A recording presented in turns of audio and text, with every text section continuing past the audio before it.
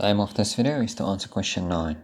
A ship sails 15 kilometers east and then 10 kilometers south. Find its true bearing from its starting point to the nearest minute. So one idea is to always call your starting point point A. So I start with the diagram, point A. At point A, I go 15 kilometers east. So that's to the right.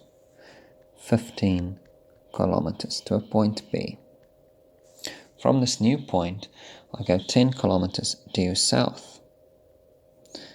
10 kilometers south is down to a new point, label it C. Then join A and C. Now the question is, find its true bearing from its starting point to the nearest minute. That means I start at A and I want to go towards C. In order to answer that, I first want to figure out that angle theta. So next step, I label the triangle. I do know between east and south there's a 90-degree angle. Opposite that is hypotenuse. Opposite the angle is opposite. Next to it is adjacent. Next step, you write down soha, kaha, toha. And I have A and O, so I'm going to tick A and O. So A and O, which means I'm going to use tan. So I'm going to write down tan of that angle theta is opposite 10 divided by adjacent 15. Now I'll backtrack the tan, and to do that I will use tan inverse of the 10 over 15. Now before I proceed, check the requirements of the question. The requirements say here in number 9 that I need to answer to the nearest minute. So again, I'm going to use my calculator.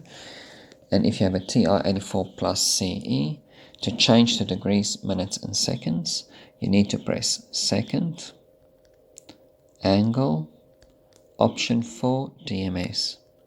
After you've pressed that, you will get an answer of 33 degrees, 41 minutes, and 24.243 seconds.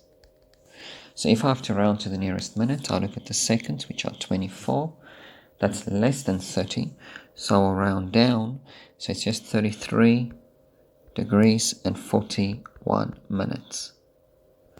Next step, I want a bearing. So I go back to point A, put in a compass rose. There's north. A true bearing starts from north, and it goes anti-clockwise to where I want to be. So I need to add 90 degrees to theta. So our next step is to say 90 degrees plus theta is 90 degrees plus 33 degrees, 41 minutes, and that is 123 degrees, 41 minutes. So the bearing is, now remember, when it's a bearing and it's a true bearing, you need to put a T to indicate that it's a true bearing. Thank you.